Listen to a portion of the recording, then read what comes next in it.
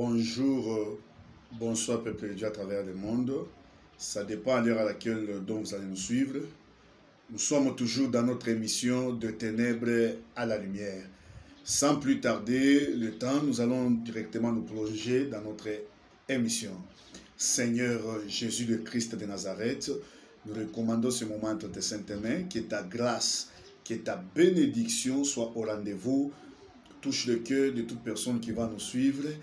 Touche le cœur de ma soeur, de mon frère, et que ton esprit puisse m'utiliser comme un instrument pour leur communiquer seule ta volonté. Dans le nom de Jésus, le Christ de Nazareth, nous avons ainsi prié. Amen. Et là où vous êtes, vous allez récupérer votre Bible et nous allons nous lancer dans notre exhortation d'aujourd'hui. Et aujourd'hui, nous parlons sur un thème qui va édifier une personne qui passe des moments difficiles, qui va édifier une personne qui est en train de passer des moments et des situations purement difficiles. Tu as tenté à gauche, tu as tenté à droite et tu ne t'es pas retrouvé. Tu t'es confié dans tes études, ça n'a pas marché. Tu t'es confié dans ton mariage, ça n'a rien apporté de spécial.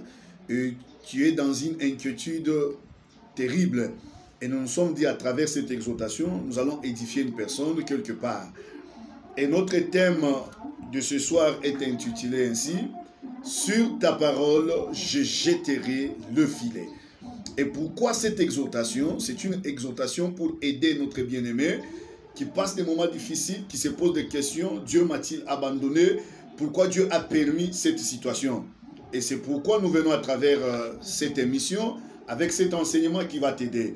Nous parlons sur un thème qui est intitulé « Sur ta parole, je jetterai le filet ». Et sans tarder, nous allons directement nous plonger dans les Écritures saintes et pour qu'on puisse directement commencer le message.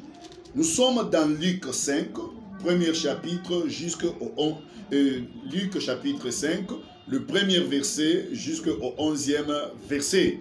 Alors sans plus tarder, nous allons directement commencer la lecture.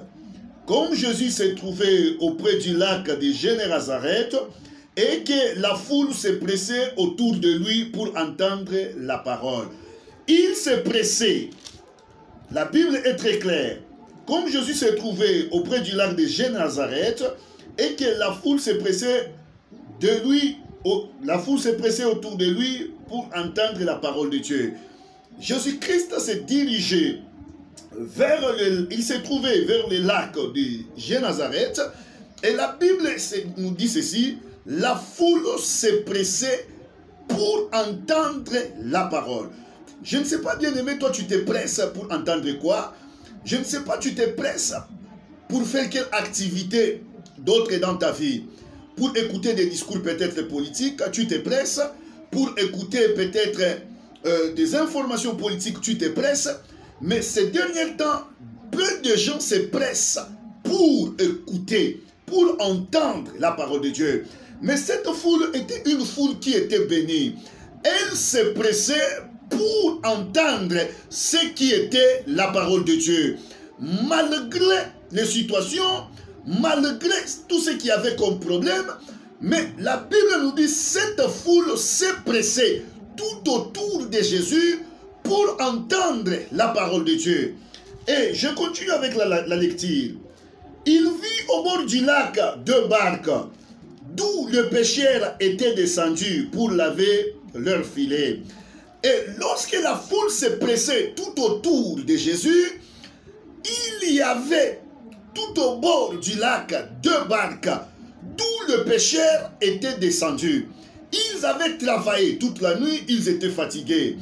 Ils avaient travaillé, ils étaient découragés, mais la Bible nous dit, lorsque la foule s'est pressée tout autour du Seigneur pour entendre la parole, il a vu, il y avait deux barques, d'où le pêcheur était déjà descendu.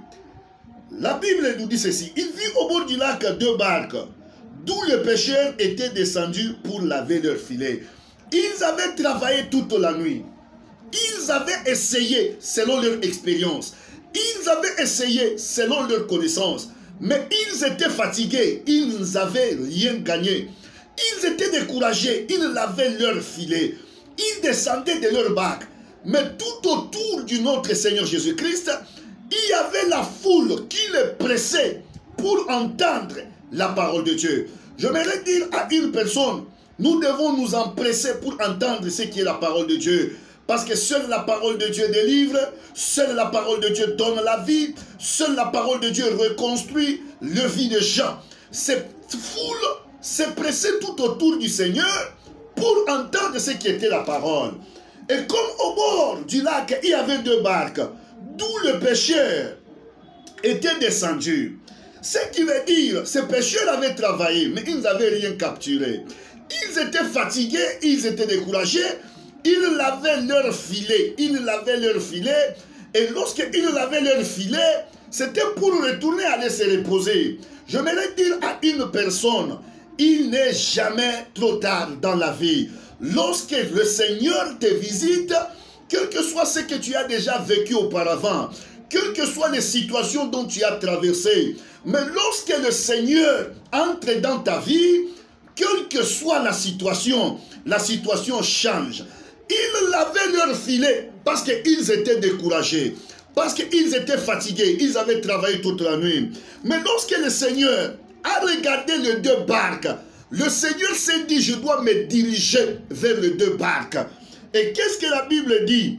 Il monta dans l'une de ces barques. Il y avait 2 barques. Mais le Seigneur n'a pas choisi l'autre barque. Il a choisi seulement la barque qui appartenait à Simon-Pierre. Dans votre famille, vous êtes nombreux. Vous êtes à 5, vous êtes à 10. Je ne sais pas le nombre dont vous êtes. Mais le Seigneur t'a choisi seulement toi parce qu'il a une mission avec toi. Avec Dieu, il n'y a pas de choses d'hasard. Tout ce que Dieu veut faire, il le fait avec un objectif.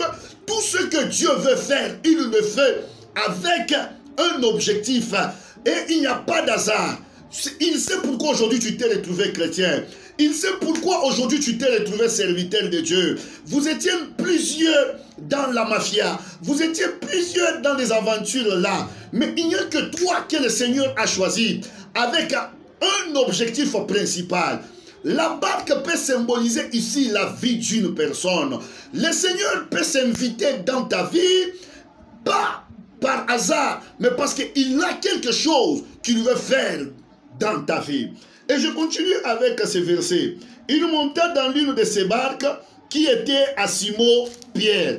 Il le pria de s'éloigner un peu de terre. Je dis à une personne, le Seigneur t'a choisi seulement toi. Ce n'est pas un fait d'hasard. Il ne t'a pas choisi pour te choisir. Il t'a choisi parce qu'il a un objectif. Il t'a choisi parce qu'il a un plan avec toi. Il est entré dans la barque de Pierre, pas dans la barque de l'autre, parce qu'il savait ce qu'il voulait faire à partir de la barque de Pierre. Le Seigneur peut entrer dans ta vie pour atteindre d'autres vies. Le Seigneur peut toucher ta vie pour toucher d'autres vies.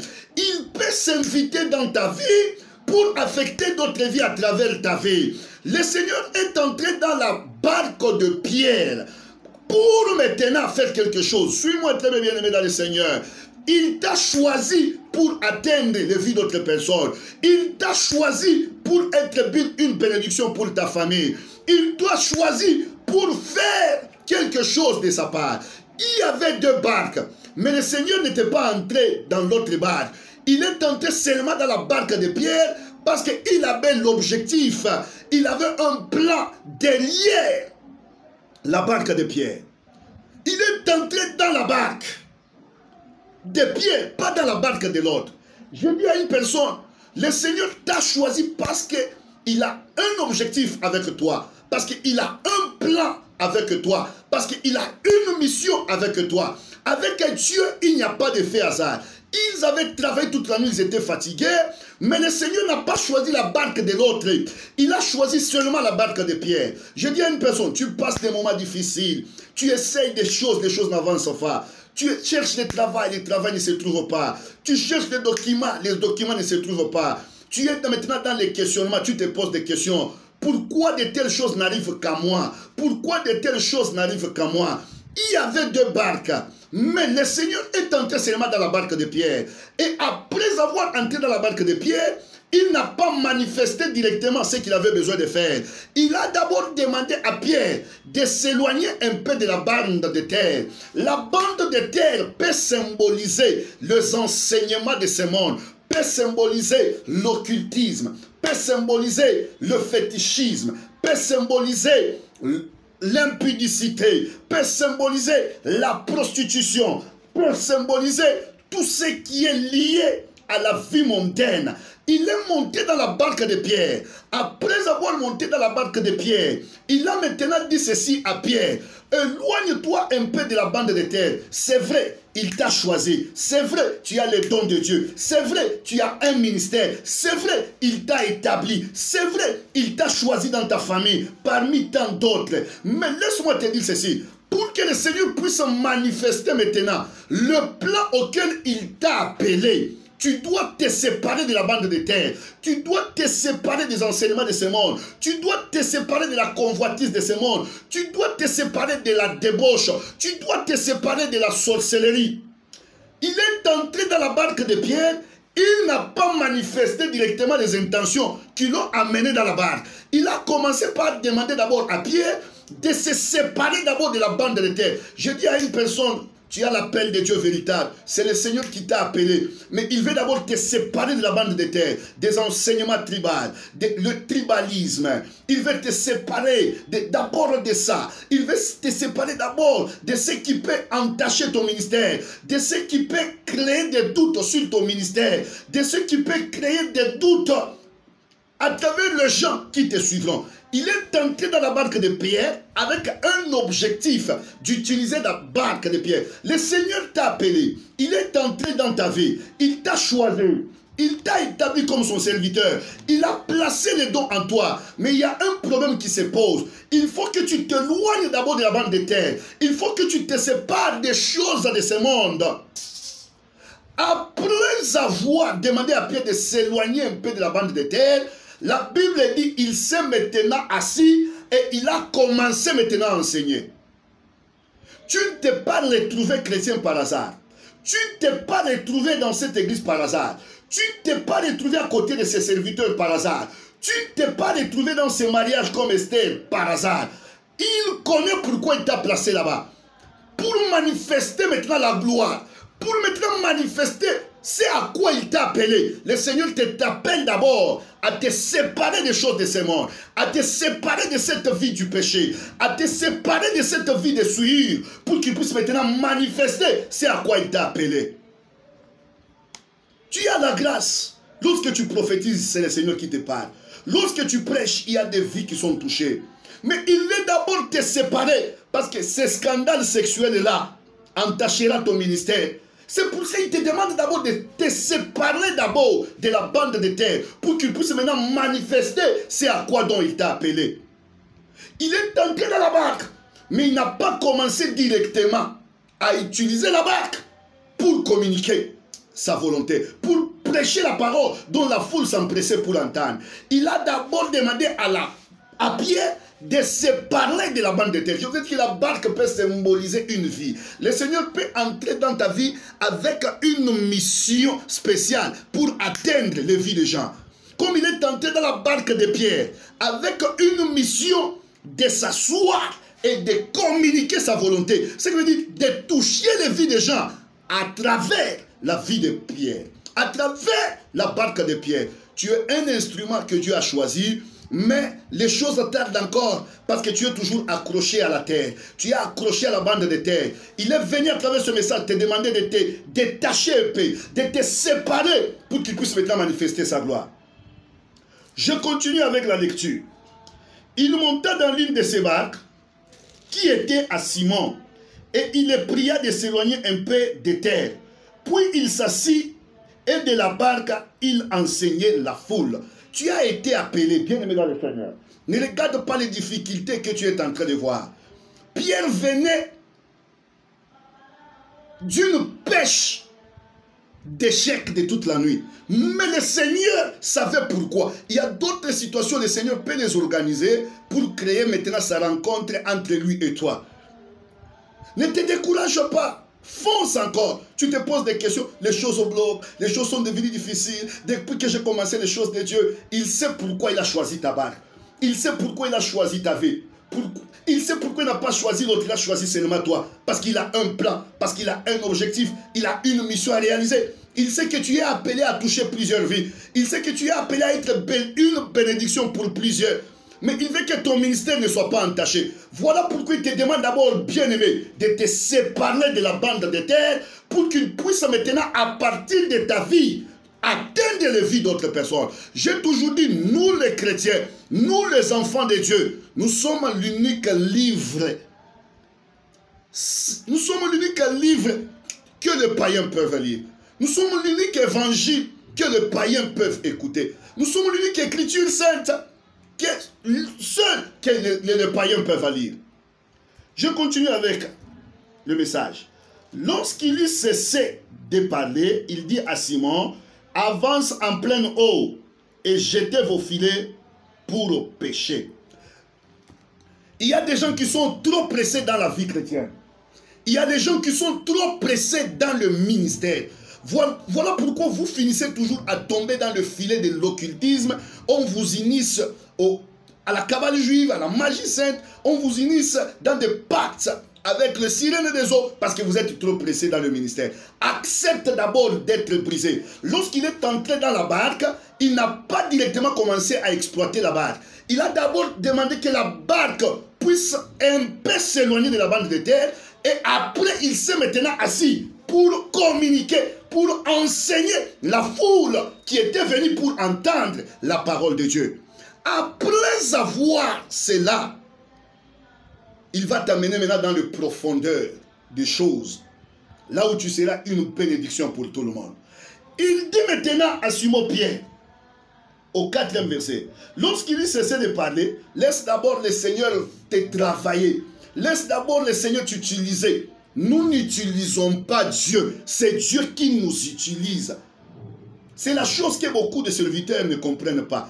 Nous n'utilisons pas Dieu, mais c'est Dieu qui nous utilise pour manifester sa gloire. C'est Dieu qui nous utilise pour toucher la vie des gens. C'est Dieu qui nous utilise pour gagner des âmes. C'est Dieu qui nous utilise pour évangéliser. C'est pour cela qu'il avait dit à Pierre, tu es Pierre et sur cette pierre, je bâtirai mon église. C'est ce qui veut dire, seul lui seul est le bâtisseur.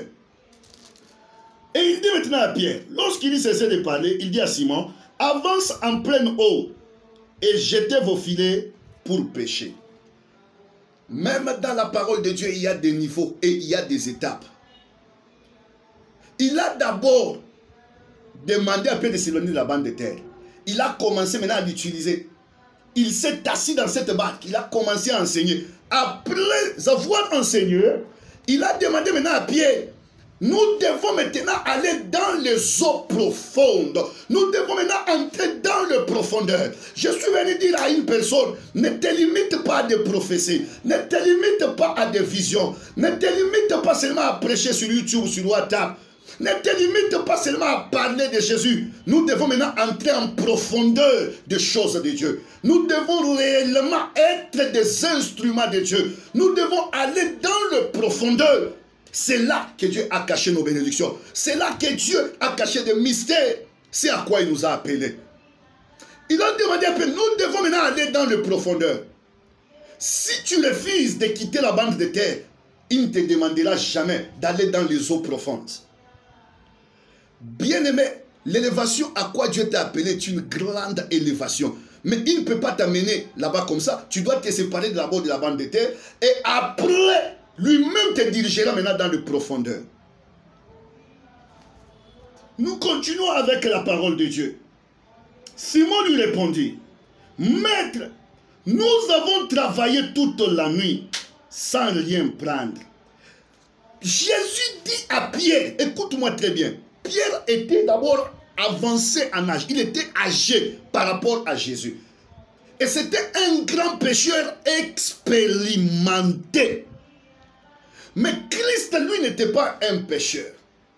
Christ n'avait pas l'expérience dans la pêche. Mais Christ lui dit, Avançons un peu en eau profonde. Or, d'après l'expérience que Pierre avait, et d'après l'expérience, si vous posez même la question aux grands pêcheurs, ils vous diront que c'est la nuit qu'ils capturent beaucoup de poissons et facilement que pendant la journée. Malgré l'expérience que tu as, si Dieu t'appelle, si tu entres dans les choses de Dieu, tu dois oublier ce que tu es bien-aimé. Oublie tes grades universitaires. Oublie tes expériences. Dispose-toi dans le main du Seigneur. Lui-même, il fera ce à quoi il t'a appelé. Lui-même, il fera ce qu'il doit faire avec toi. Ce n'est pas toi qui peux dicter à Dieu ce qu'il doit faire avec toi. Tu n'as qu'à te disposer et laisser le maître lui-même t'utiliser selon sa volonté.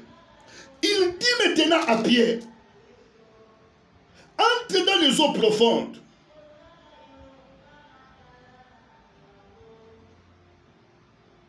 Simon lui répondit, Maître, nous avons travaillé toute la nuit sans rien prendre. Écoutez la réponse de Pierre. Il dit à Jésus, nous avons travaillé toute la nuit sans rien prendre. Pourquoi il a signifié nous avons travaillé toute la nuit? Ce qui veut dire, c'est la nuit où les affaires se passent très bien dans le domaine du pêche. Il a dit, nous avons travaillé. Peut-être tu t'es dit aussi, j'ai essayé, j'ai fait ceci. Oui, tu as essayé sans Jésus, tu as essayé sans le Seigneur. Tu passes la nuit de Pierre, où toute chose est bloquée. Tu essayes des choses, mais les choses n'arrivent pas. Pierre a dit, nous avons travaillé toute la nuit. Le Seigneur te demande aussi de lui faire encore confiance. Le Seigneur te demande encore de mettre encore la foi. Le Seigneur te demande encore de lui faire confiance, de bâtir ta foi en lui. Mais écoutez la réponse de Pierre. Il dit, nous avons travaillé toute la nuit. Peut-être tu passes aussi la nuit de Pierre, où le mariage c'est difficile, où le travail c'est difficile, où toute chose est devenue difficile. Mais écoute-moi bien aimé, tu seras édifié. Malgré la résistance de Pierre, mais Pierre a dit ceci à Jésus. Je lis ce verset. Maître, nous avons travaillé toute la nuit, sans rien prendre. Mais sur ta parole, je jetterai le filet. Bien aimé, même si les choses te compliquent, même si les choses sont difficiles, ne manque pas le mais là dans ta vie.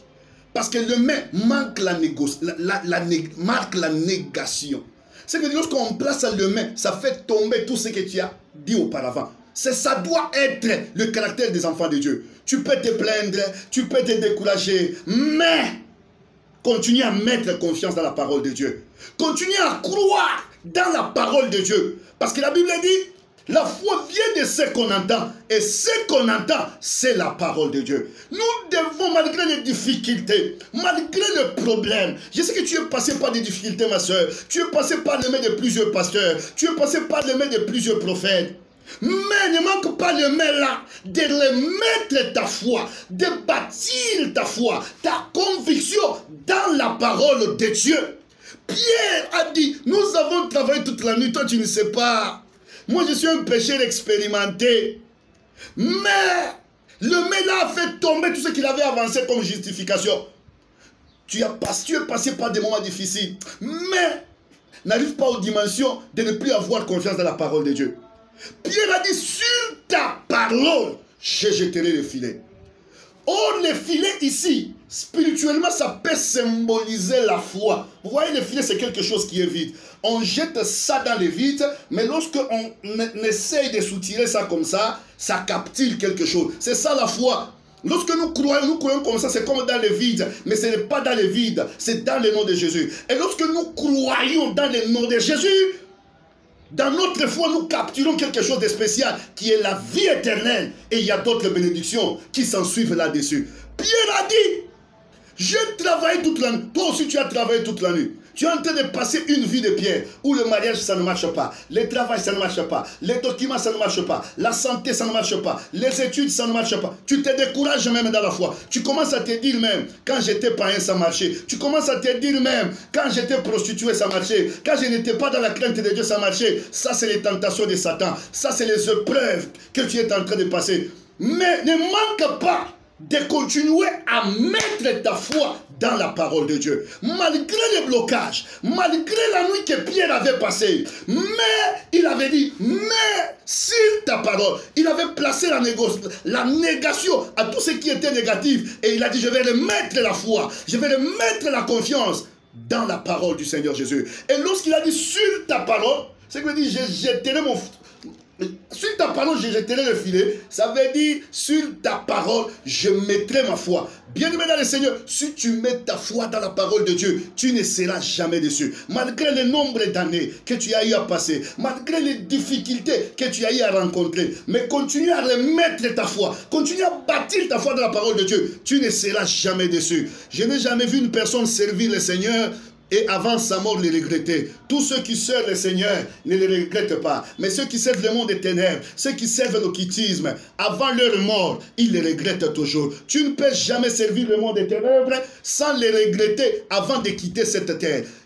Tu passes la nuit de pierre où tout est bloqué. On a bloqué ça. On a lié ça. Hein, les ténèbres, c'est lorsque tu marchais sans le Seigneur. Lorsqu'il travaillait la nuit, il n'avait pas le Seigneur. Toi aussi, lorsque tu essayais des choses, tu n'avais pas le Seigneur. Tu faisais les choses selon ton expérience. Tu faisais les choses selon ta connaissance. Mais aujourd'hui, tu as cru dans le Seigneur, tu es devenu un enfant de Dieu. Tu ne fais plus les choses selon toi, mais tu commences à faire les choses selon Dieu. Tu commences à faire les choses selon la parole de Dieu. Oh jeune fille, oh jeune garçon, toi qui étais découragé, toi qui étais dans la désolation, toi qui passais la nuit de pierre, je suis venu te dire que si tu peux encore mettre confiance à Dieu, il y a quelque chose qui peut arriver, ma soeur.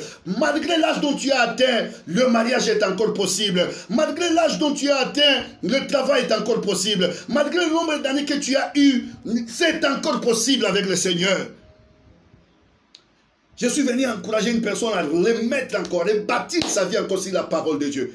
Pierre a travaillé toute la nuit, il n'avait rien eu. Mais lorsque nous venons devant le Seigneur, nous devons nous humilier, nous devons oublier ce que nous sommes. Nous devons oublier les grades universitaires que nous avons. Nous devons mettre de côté nos connaissances. Nous devons nous disposer seuls à la parole de Dieu. Et nous verrons le miracle vont arriver par là. Et je vous ai dit encore dès le début là, lorsque Christ nous appelle, c'est très bien été appelé. Mais tu dois te séparer de la bande de terre. Tu dois suivre les orientations du Seigneur. Il a demandé à Pierre, éloigne-toi de la bande de terre. Après s'éloigner de la bande de terre, le Seigneur s'est maintenant assis. Il y a des choses que tu dois aussi laisser dans ta vie, ma soeur. Il y a des choses que tu dois laisser, serviteur. Tu es en train de demander l'élévation, l'élévation, l'élévation.